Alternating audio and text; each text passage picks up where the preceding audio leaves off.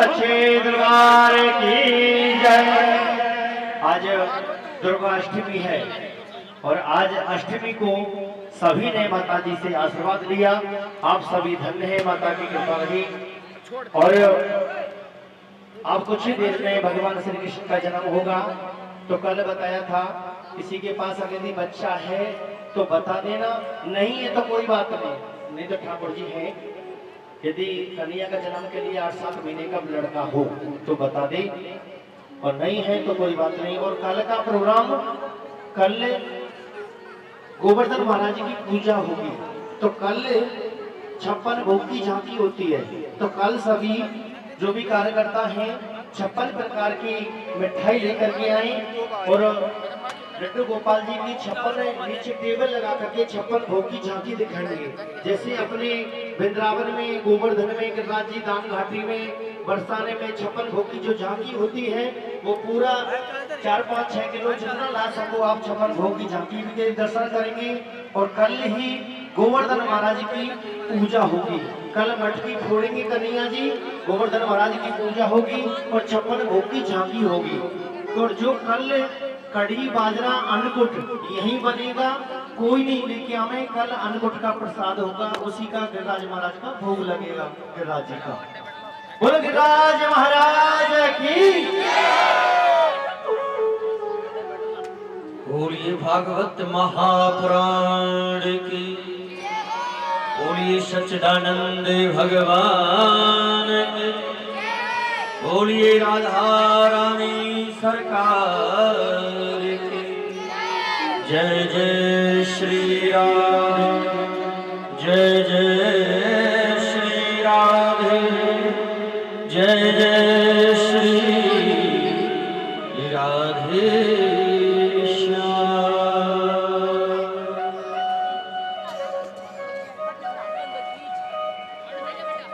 श्री सुखदेव मुनि कहते हैं, स्वागत है आपका।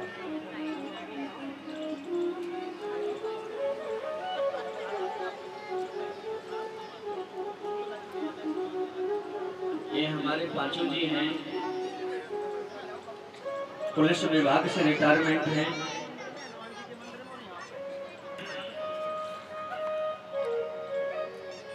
और इन्होंने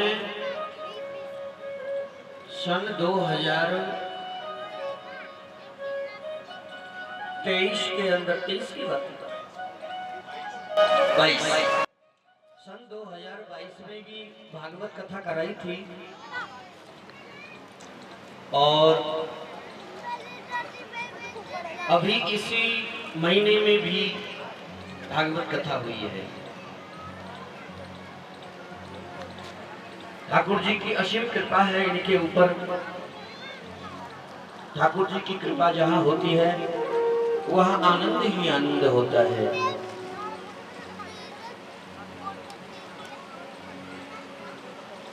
बोलिए श्री सुखदेव जी महाराज की। श्री सुखदेव जी महाराज कहते हैं, बोले कि राजन, आप तो जानते ही हैं कि जो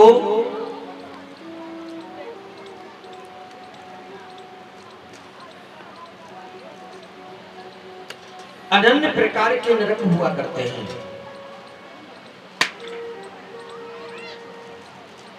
जिसमें 28 प्रकार के नरक बताए हैं। जो व्यक्ति जैसा कर्म करता है उसको वैसा ही फल भोगना पड़ता है। भरत जी महाराज की कथा भी सुखदेव जी ने राजा परीक्षित को सुनाई। जड़ भरत जैसे महापुरुषों के अवतार से, जड़ भरत के संग से हमारी इस भूमि का नाम, जड़ भरत के संग से इस हमारी भूमि का नाम भारत पड़ा। हमारी भूमि पर 3 भरत हुए हैं। एक है केकई कुमार श्री भरत जो केकई के पुत्र हैं, दूसरे हैं श्रीमद् भागवत कथा के ज्ञानी जड़ भरत, और तीसरे हैं दुष्यंत नंदन शकुंतला कुमार भरत जी। इस पवित्र भूमि पर जो देवता भी अविद्रुत होने के लिए तरसते हैं, कर्म प्रधान विश्व राखा, जो जस करई सो तस फल चाखा। ये भारत देश भूमि है, यहाँ कर्मों की गति प्रदान होती है। जैसा व्यक्ति कर्म करता है उसके वैसे ही उसे अपने कर्मों का फल भोगना पड़ता है।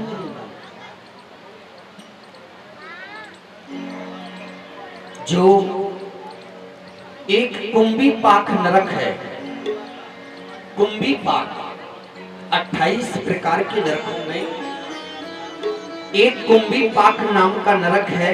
सुखदेव जी बोलते हैं कि बहुत बड़ी एक भट्टी होती है और उस भट्टी के ऊपर एक बहुत बड़ा कड़हा रख दिया जाता है,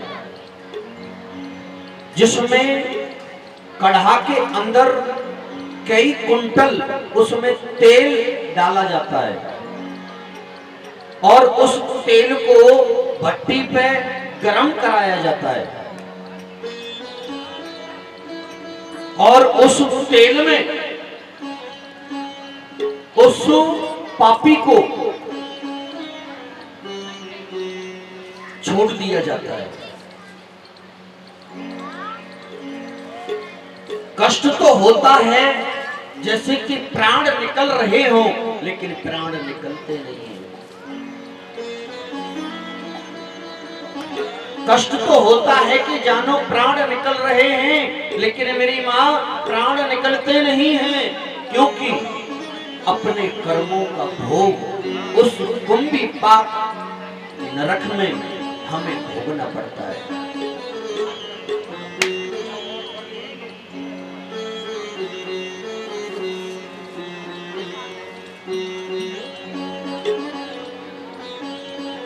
इसीलिए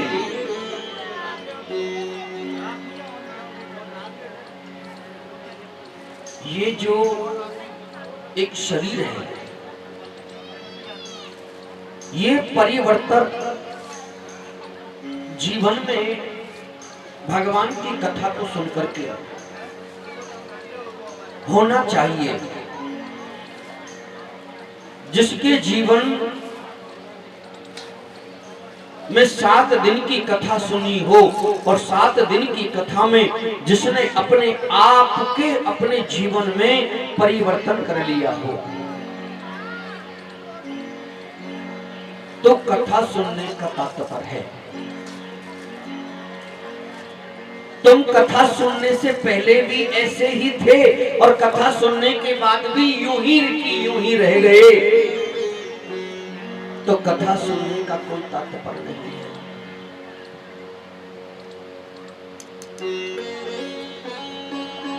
आप अपने बच्चे को नहलाते हो, धुलाते हो और वो नवा धोवा हुआ लड़का आपका बच्चा और मिट्टी में लोट-पोट होके आ जाए,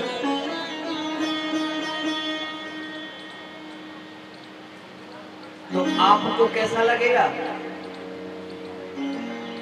कैसा लगेगा? आपको गुस्सा आएगा, आएगा? उस बच्चे को डांटोगे,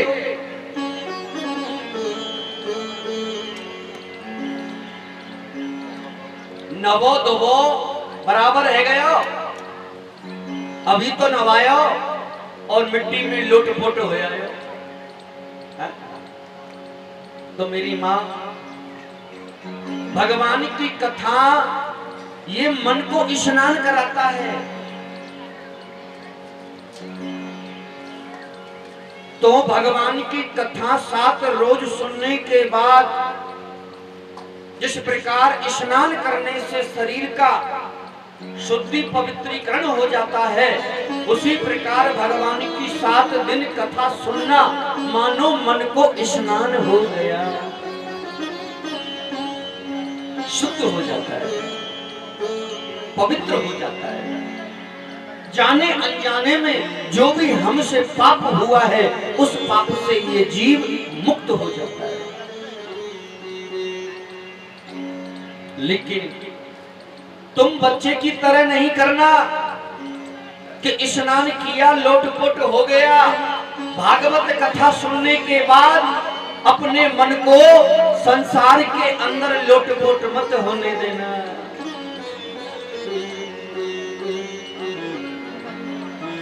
इसीलिए सुना ना सुना सब बराबर मत करना।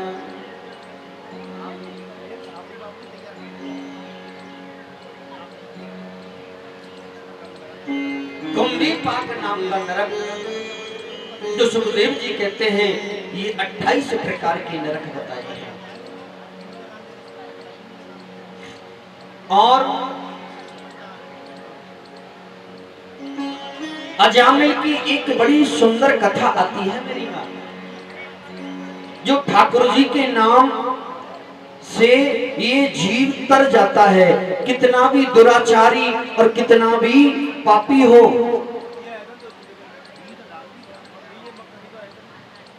वो तर जाया करता है। अजामिल जैसा पापी,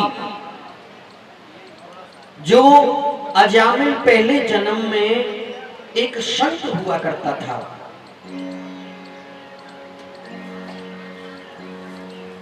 वो बड़े नियम का पक्का था। सुबह स्नान करने जाया करता था, चाहे आंधी चले, चाहे तूफान चले, चाहे वर्षा हो, चाहे सर्दी हो, वो सुबह ब्रह्म मुहूर्त में और सरोवर में स्नान करने जाया करता था। लेकिन एक दिन कड़ाके की सर्दी थी और जैसे सरोवर में डुबकी लगाई, और वो सरोवर में डुबकी लगाने से कड़ाके की सर्दी होने के कारण और वो उस सरोवर के किनारे पर गिर गया। अब किनारे पर गिरा तो बेहोशी में आ गया। तो महाराज, वहीं से राजा अपनी पुत्री के साथ गुजर रहा था। राजा ने जब दिन निकल गया तो राजा ने देखा और रथ को रोक करके पुत्री से कहा कि बेटी, मेरा शरीर तो वृद्ध हो गया है, तुम देख के आओ, कोई संत गिर गया है। तो महात्मा जी को पुत्री ने देखा और उस महात्मा जी को अपनी गोद में उसका सिर रख लिया और पुत्री ने उसके हाथ को लेकर के और अपने हाथ से मंथन करने लगी। तो शरीर को थोड़ी गर्माहट मिली,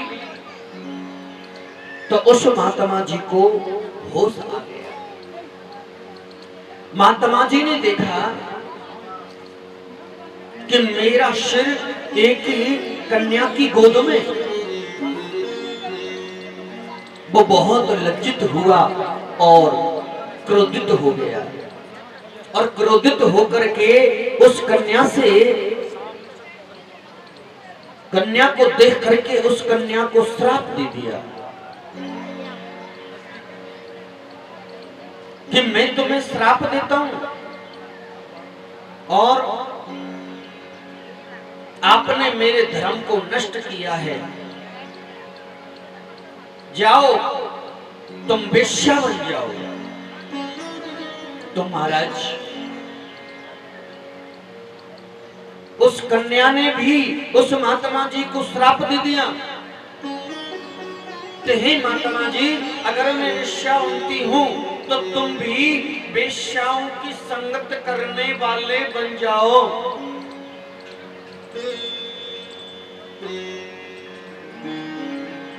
महात्मा जी वृद्ध हो गए, प्राण छूट गए। वो एक ब्राह्मण कुल में एक ब्राह्मण पुत्र बना और वो ही कन्या अगले जन्म में एक गणका नाम की वेश्यावृत्ति।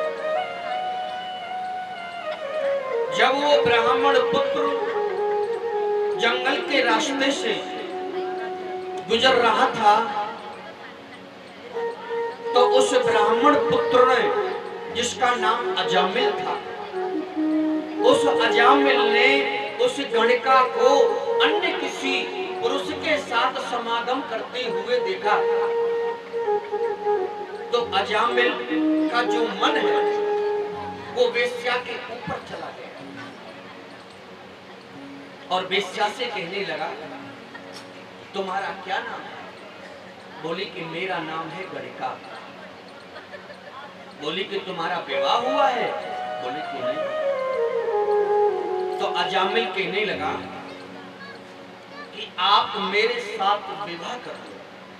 गणिका कहने लगी, अरे ब्राह्मण देव, आप तो ब्राह्मण हैं, आप तो कर्मकांडी हैं, आप तो पूजा पाठी हैं और मैं तो एक वेश्या हूं, और तुम मुझसे विवाह करके अपना ब्राह्मण अस्तित्व क्यों नष्ट करना चाहते हो? लेकिन अजामिल का मन उस गोरी चमड़ी पर फिसल गया और कहने लगा, विवाह करूंगा तो आपके साथ ही करूंगा। गणिका ने कहा, ठीक है, जब आपको मुझसे विवाह करना है तो कर लो। विवाह हो गया, घर ले गए। अब जब घर ले गए तो मेरी मां, अब उसकी पहली पत्नी ब्राह्मण अजामिल की, जिसके 2 बच्चे थे, अब गणिका को ये पता चला कि इसकी पहली भी पत्नी है, तो वो क्रोधित हो गई और अजामिल के ऊपर चढ़ गई और कहने लगी, अगर ये घर में रहेगी तो मैं नहीं रहूंगी, निकालो, अभी निकाल दो। महाराज, पंडित जी महाराज ने, अजामिल ने अपनी पत्नी को निकाल दिया, दोनों बच्चों को लेकर के चली अपनी पीहर को। अब गणिका घर में देखे चूल्हा बना हुआ है, वहां कोई पंखा, कूलर, एसी नहीं है, वहां सोने के लिए कोई डबल बेड नहीं है, वहां कोई मार्बल ग्रेनाइट इटालियन नहीं है। कहने लगी, पंडित जी, ओ अजामिल जी, देखो ये तुम्हारे यहाँ मैं नहीं रहूंगी। बोली, देवी क्यों नहीं रहोगी, क्या बात है? देखो, ना तो मुझे चूल्हे पे भोजन बने, नौकरानी ले आओ,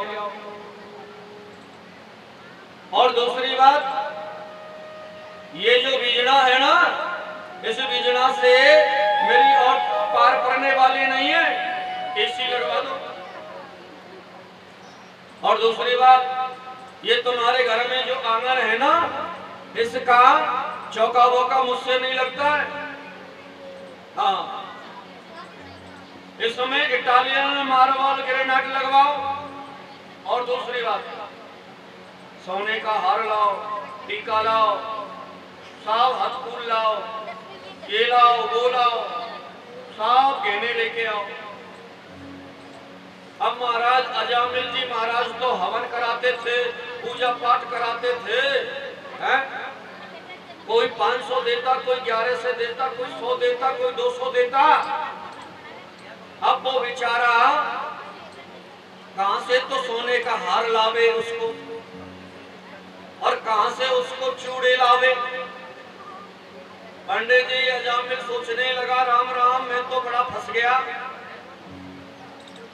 अब तो अजामिल से कहने लगी, सुनो, ये क्या है तुम्हारे ये तुम्हारे बैग में, ये तुम्हारे थैले में क्या है? बोले देवी, इसमें मेरा पंचांग है, सत्यनारायण की कथा है, इसमें मेरी रामायण है, इसमें ये सुंदरकांड है, ये है वो है। बोले कि इसे बांध के रख लो। और सुनो, कोई अच्छा काम देखो, इससे हमारी पार पड़ने वाली नहीं है। बोली देवी, किससे पार पड़ेगी? अरे मैंने बताया ना, मुझे सब कुछ चाहिए। तो अजामिल सोचने लगा, बोले कि देवी तेरी पार तो जब पड़ेगी जब मैं चोरी करूंगा।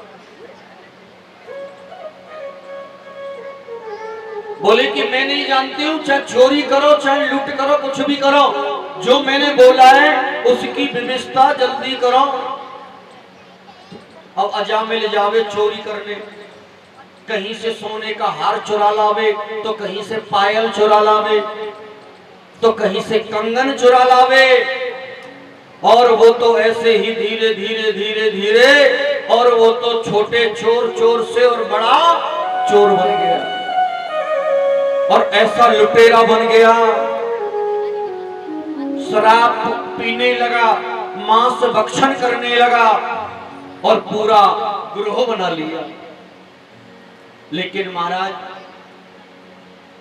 व्यक्ति जब अपने जीवन में कोई पुण्य कर्म करता है या फिर कोई तप जप करता है, जाने अनजाने में भी अपने मुख से राम का नाम लेता है, और तो और उल्टा नाम भी अगर अपने मुख से ले लेता है, भाव से चाहे को भाव से, उल्टा नाम जपे जग जाना और वाल्मीकि कहे ब्रह्म समाना। तो अजामिल ने तो पहले जन्म में बहुत तपस्या की थी, उसका फल आज उसे प्राप्त हो रहा है। तो महाराज, एक संतों की टोली उस गांव से, उस नगर से गुजर रही थी।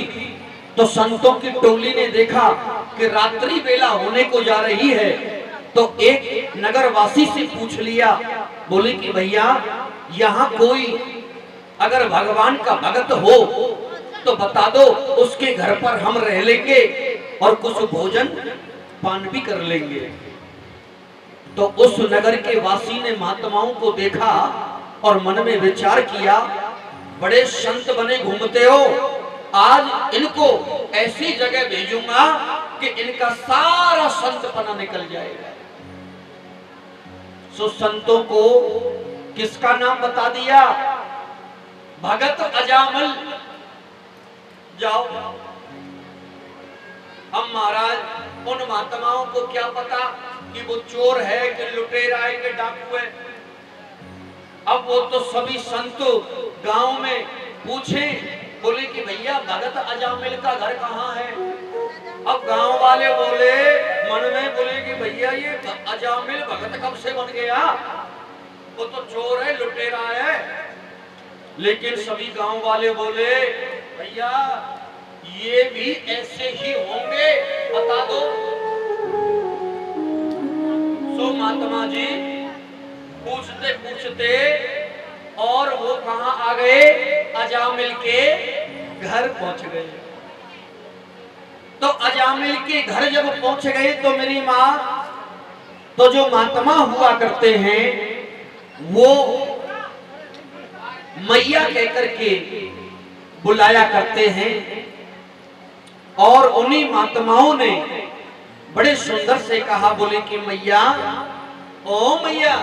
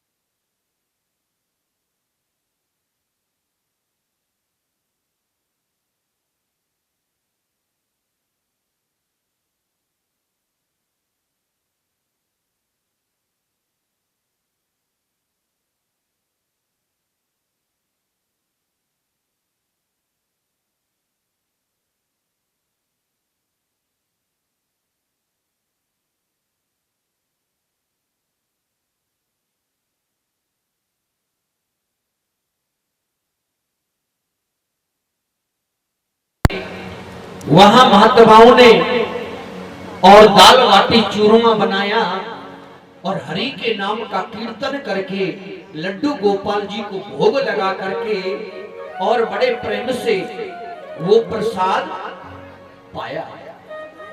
प्रसाद पाके अब सुबह 3 बज गए। बोले बोले क्या क्या क्या क्या क्या चाहिए आपका? मांगो मांगो। अरे दे दे दे दे रहे देवी दे रहे, दे दो जल्दी दो, जो मांगे दे दो। महात्मा जी बोले बोले अजामिल जी दे रहे हो या फिर बोले हम मैया को? बोले नहीं नहीं दे रहे हैं। क्या लोगे? बोले आपकी जो धर्म पत्नी है गणिका, वो माँ है, उसके उदर में बेटा है और उसका नाम बोले कि नारायण रख लेना। बोलो राधे। यही दक्षिणा है हमारी, जाओ। सो महात्मा जी उनको देखकर चले गए। अजामिल कहने लगा ठीक है, नाम तो रख ही लेंगे, कौन सी बड़ी बात है नाम रखने में। हा? अब तो भैया सो जैसे पुत्र हुआ, सो अजामिल ने उस पुत्र का नाम नारायण रख दिया। अब खावे तो पीवे तो सुलावे तो जगावे तो जागे तो और सोवे तो नहावे धोवे तो बेटा नारायण निला रहा हूँ, बेटा नारायण नहा लो, मेरा बेटा नारायण सो जाओ, ओ बेटा नारायण जागो, ओ बेटा नारायण खा लो, ओ बेटा नारायण पी लो। अब तो वो सुबह से और शाम तक नारायण नारायण नारायण केवल नारायण नारायण नारायण केवल नारायण नारायण नारायण केवल नारायण नारायण नारायण केवल नारायण नारायण नारायण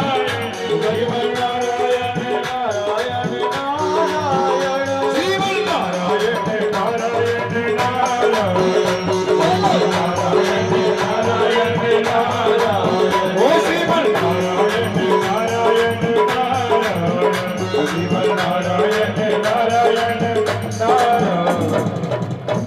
अब मेरी माँ अंत चरण तो सभी का आता है ना, जाना तो सबको होता है। जब वो कर्म उनके अशुभ थे, इसीलिए उनको लेने के लिए यम के दूत आए। अब यम जब दूत आए तो वो बड़े डरावने थे, बड़े भयावने थे, बड़े बड़े विकराल के थे, काले होंगे ऐसे जो उनको देख के डर जावे, बड़े बड़े जिनके एक एक हाथ के दांत थे। अब तो अजामिल के गले में रस्सी डाल के और खींचने लगे, लेकिन आंगन में बैठा हुआ नारायण, वो अजामिल अपने बेटे नारायण को बुला रहा है। बोले बेटा, अरे नारायण, ओ नारायण, नारायण मुझे बचाओ, नारायण मुझे बचाओ। नारायण ओ नारायण, नारायण मुझे बचा लेना। ओ नारायण ओ नारायण, नारायण मुझे बचा लेना। नारायण मुझे बचा लेना, नारायण मुझे बचा लेना। ओ नारायण मुझे बचा लेना, ओ नारायण मुझे बचा लेना। ओ नारायण ओ नारायण, नारायण मुझे बचा लेना।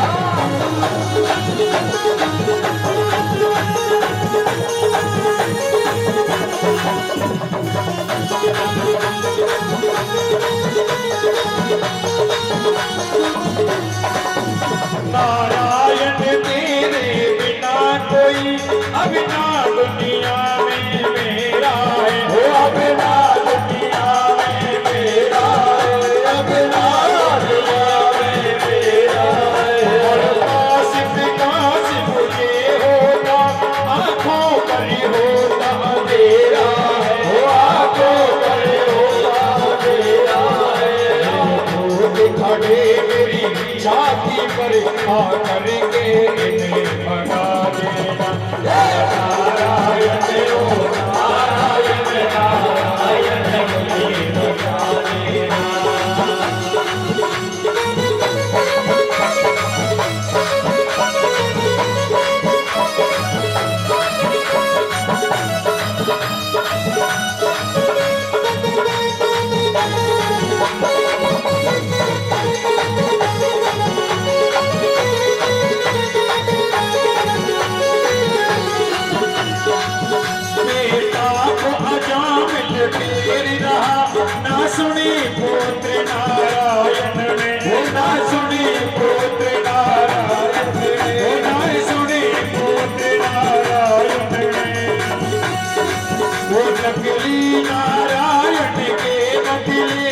सुन लई साथी नारायण ने, सुन लई साथ नारायण ने, सुन लई साथ नारायण ने।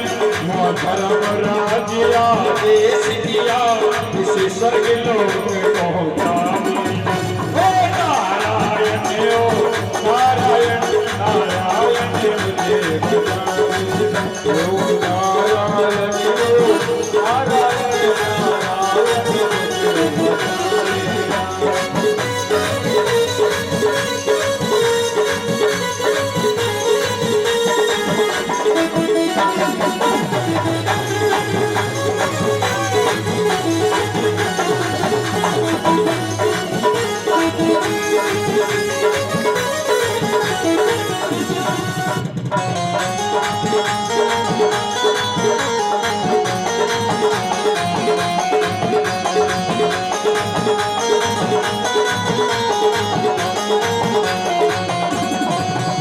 नारायण मुझे बचा लेना, नारायण मुझे बचा लेना, नारायण मुझे बचा लेना, नारायण मुझे बचा लेना।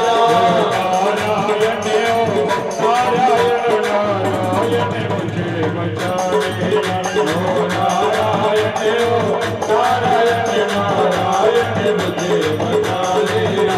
नारायण मुझे बचा लेना, नारायण मुझे बचा लेना। बोलिए नारायण भगवान की जय। जय श्री राम, जय जय श्री राधे श्याम। और प्यारे नारायण भगवान पुकारा था अपने बेटे को अजामिल ने, लेकिन सुन लिया ऊपर वाले नारायण ने। नारायण भगवान ने पार्षदों को तुरंत बोला, बोले जाओ, कोई मुझे मेरा भक्त पुकार रहा है, कोई कष्ट में है। दो पार्षद आए और यम के दूतों के पास आकर के कहने लगे, क्या कर रहे हो, क्यों कष्ट दे रहे हो? यम के दूत बोले, ये पापी है, दुष्कर्मी है, लुटेरा है, डाकू है, अत्याचारी है, श्रापी है, मांसाहारी है, इसलिए ले जा रहे हैं। पार्षद बोले, क्या बोले? बोले, सुना, तुम इसे राजी राजी छोड़ दोगे या फिर मार खाओगे? हाँ? यम के दूत बोले, हम तो लेके जाएंगे। भगवान के पार्षदों ने यम के दूतों को ऐसा मारा, ऐसा मारा, ऐसा मारा कि उनको भूतों को और भूत बना दिया। बोले राधे। और वो तो डरते डरते डरते यमराज के पास में पहुंच गए। यमराज ने देखा और बोला, बोले ले आए अजामिल को। क्यों? कहाँ है अजामिल? यम के दूत बोले, बोले अजामिल, पहले तो ये बताओ कि तुमसे भी बड़ा कोई है क्या? यमराज बोला, क्यों, क्या बात है? बोले नहीं नहीं, पहले जो हम पूछ रहे हैं पहले वो बताओ। यमराज बोला, तुम्हें देख करके तो लग रहा है कि तुमको बहुत मारा है किसी ने। ये हालत किसने बनाई है आपकी? यम के दूत बोले, बोले महाराज बनाई है जिसने बना दी, पहले ये बताओ आपसे भी बड़ा कोई और है क्या? यम के दूतों ने जब ये कहा तो यमराज बोले, बोले कि बताओ तो सही बात क्या है? यम के दूत बोले यमराज जी, हम जब अजामिल को गले में रस्सी डाल के ले जा रहे, खींचने लगे और वो अपने पुत्र नारायण को पुकारने लगा और दो सुंदर पुरुष वहां आए, उन्होंने हमें मार मार के भगाया। यमराज ने जैसे ही नारायण का नाम सुना तो नारायण का नाम सुनते ही यमराज ने अपना सिंहासन छोड़ दिया और कहने लगा, बोले कि सुनो, आज के बाद जहां तहां भी नारायण नाम आ जावे वहां भूल के भी नहीं जाना। इसीलिए हमारे तुम्हारे मरण की घड़ी हमारी तुम्हारी इच्छा से न जीवन जन्म होता है न मरण होता है। जीवन मरण यश अपयश लाभ हानि ये विधि विधाता के हाथ में होता है, ये मनुष्य के हाथ में नहीं होता है। इसीलिए संतों ने कहा है कि हमारे मरने का समय कोई पता नहीं, हमारा जन्म हुआ है घर में और पता नहीं कि हमारा मरण कहाँ हो जाए, देश विदेश में हो जाए, हॉस्पिटल में हो जाए, न जाने किस रोड के मोड़ पे हो जाए, पता है क्या, जल से हो जाए, अग्नि से हो जाए, पता नहीं है। इसीलिए हमें हमेशा भगवान के नाम का उच्चारण करते रहना चाहिए और कभी भी हमें दुष्कर्म नहीं करना चाहिए और हमेशा हमें पवित्रता रहना चाहिए। पता नहीं कब बुलावा आ जाए, इसीलिए हमेशा भगवान के ही सन्मुख अपने मन को उनके चरणों में रखो मेरी मैया। बोलो राधे राधे। हम ना मिली नो अरे तेने भरी जवानी में, अरे तू डूब के मर जा रे चुल्लू भर पानी में, तू डूब के मर जा रे चुल्लू भर पानी में, तू डूब के मर जा रे चुल्लू भर पानी में। राम नाम लीनो ओ नाम लीनो तुम्हारी जवानी में, तू डूब के मर जा रे चुल्लू भर पानी में, तू डूब के मर जा रे चुल्लू भर पानी में।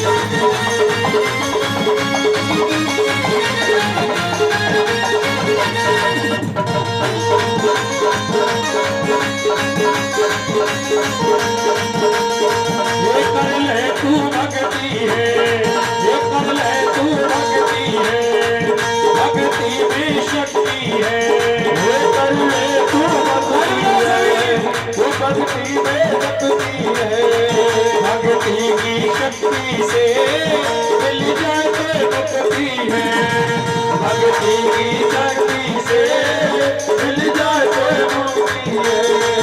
तू पानी को बदला है, तू पानी को बदला है, मिल जाएगा पानी में, तू डूब के मर जा रे, उल्लू भर पानी में, तू डूब के मर जा रे, उल्लू भर पानी में।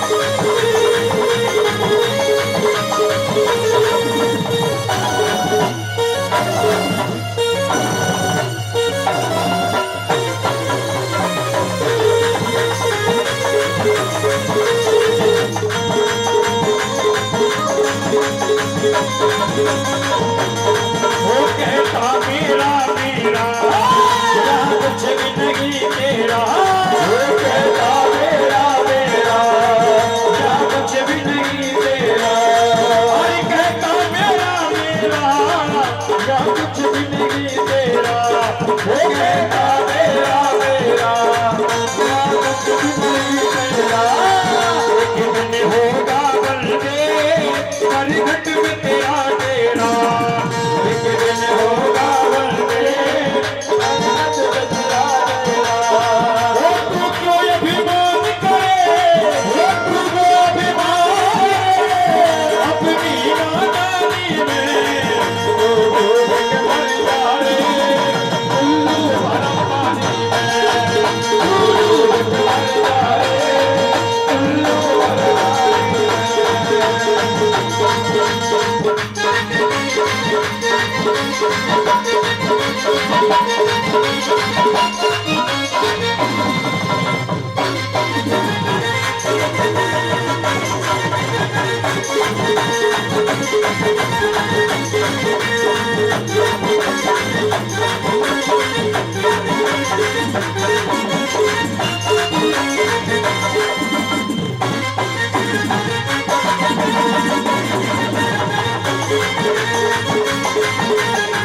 आइए भजन के अंत में सभी दोनों हाथों की ताली लगा गाएंगे। सोच समझ कर राम भजन कर, सोच समझ कर राम भजन कर, जीवन तेरा बुलबुला, ओ बुलबुला बुलबुला बुलबुला, बुलबुला बुलबुला बुलबुला, ओ बुलबुला बुलबुला, हे बुलबुला बुलबुला बुलबुला। बोलिए सच्चिदानंद भगवान की जय, जय जय